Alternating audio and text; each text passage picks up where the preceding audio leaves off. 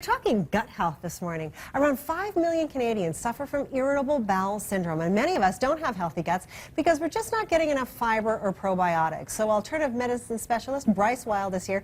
He's asking us this question, which I think is very good. Do you have the guts to be healthy? Here's how to show us how to get there. This is the big question, isn't it? The puns are already flying around the newsroom here. It is the big question. It's really more of a challenge. It's a rhetorical challenge. Do you, literally and figuratively speaking, have the guts to be healthy? Because this is 80% of your immune system. We were talking off air a moment ago. Brain-gut connection. This is becoming a thing of science and research right now. I've had researchers here in Calgary tell me that what they're discovering about the gut is that it is like almost like a new organ they're discovering. There's just so much research to be done that has these huge implications on the rest of our body. And what these little probiotics, little good bacteria we call commensal bacteria, what they're doing down there for us, and when they're not there, how we will suffer. So antibiotics are great and wonderful to kill off an infection, but they'll also kill off a lot of the good bacteria in the gut. When that's not there, this is called GALT, or gut-associated lymphatic tissue. That's the acronym that describes the immune system down there. When you're wiping that out, you are horribly unhealthy, right? And so is this leading to this huge number of people with IBS? I mean, well, you just said it, 5 million? Well, that's right? more than any other country in the world. Right? Exactly. And so what is it? So irritable bowel syndrome can be of the constipation form or the diarrhea form, all right? So there's two types. And ultimately, it's chronic gas and bloating and discomfort and lethargy, and sometimes leading to headaches, and you're just not well. And poor quality of life, right? Right, absolutely. So I'm here today to talk about not just the food and nutrition, because really it starts with nutrition. Eating a rainbow of brightly colored fruits and vegetables, as you saw on camera here. And you know what? Honestly, unfortunately, right now, in the last couple of years, 10% year over year, our fruits and vegetable produce is skyrocketing in price. They're so expensive now. Right, there's this whole notion of food insecurity, like whether or not we can afford, because like a lot of kids, for example, parents will bring home an avocado and they'll try this with a child, and it'll maybe take 10 introductions before they'll get that palatability, right? That taste acquisition. So what I'm saying here is if you can't either afford it, and really you can't not afford a rainbow, but to introduce things like kale, for example, Real Health Superfoods, you can find this in any health food store. It's a powder, which is actually a little bit cheaper, but it's of this exact extract of this. Blend that into a pudding. You can hide that anywhere. You can hide it anywhere, right? So we got to be aware and conscious of budget, and we have to be appreciative of that. But the most important underlying issue of not having regularity is not getting your fiber. Now that is insoluble fiber. But I also want to bring up, in context of our discussion of probiotics, soluble fiber, right? So soluble fiber. So let's look at this. Soluble fiber, this is mixing something called a guar bean extract. It's partially hydrolyzed, and that's one serving, and that's about a third of what you'll need for the day. That disappears. Does it dissolve nicely? Because sometimes people get grumpy about that. No, it's non-irritating like other types of fiber. So this is called sun fiber, and Tyo manufactures that. This is actually in this Flora product here, if we can take a look at that. This is called IBS Relief. That is a health claim by Health Canada to a product that is soluble fiber that is going to relieve either IBS-C, which is a constipation, or D, diarrhea, and create regularity. And here's the deal.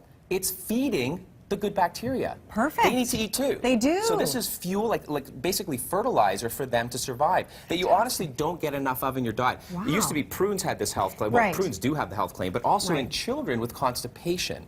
So let's talk about what that is. So let's just do a little disclaimer out there. If you're eating your Cheerios, we're going to show you some poop. So let's just be clear. These are clay models, to be clear. If you want to look this up online, it's called the Bristol Stool Chart. Like a Snell and eye chart. You know, go to your doctor and they'll look at a chart to see your eye. Well, this is like your gut health. Like it's a Snell and eye chart for the gut.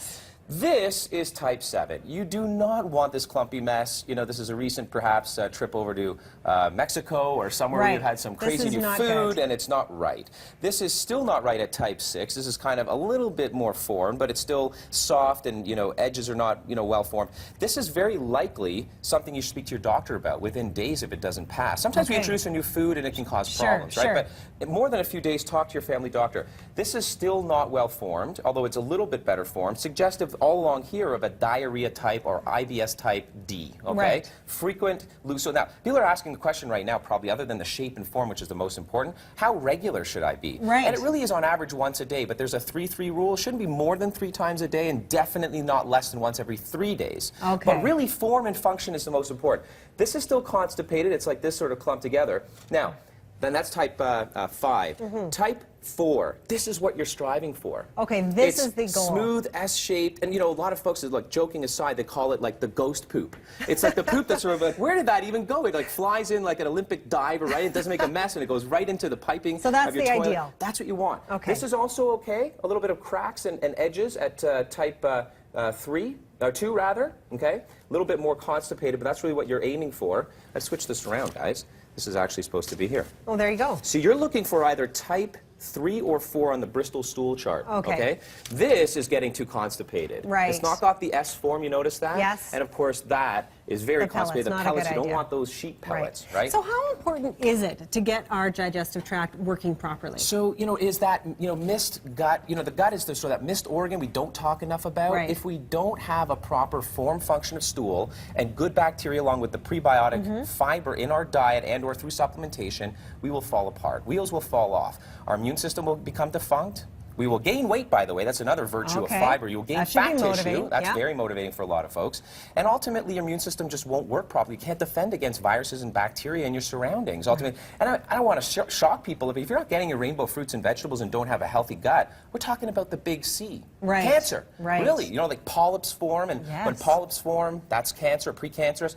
You might have diverticula. There's a little outpouching in the gut because of chronic constipation. Right. That can turn into diverticulitis. A lot of health concerns and complications, you know. So try this, you know, fresh produce, get that in. If you're on a budget, consider things like Real Health Superfoods. You know, if you have IBS, look into this. This is a Flora product widely available in health food stores. Huge. And I've got a 4-square challenge for folks. Okay. So if you're a little grossed out about looking at your own poop, here's the 4-square challenge. I'm serious when I say this.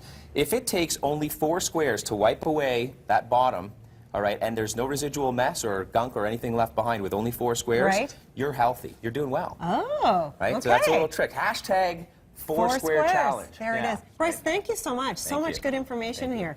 Gut bacteria, look into it. We've got more information, of course, on our website. Let's get another check.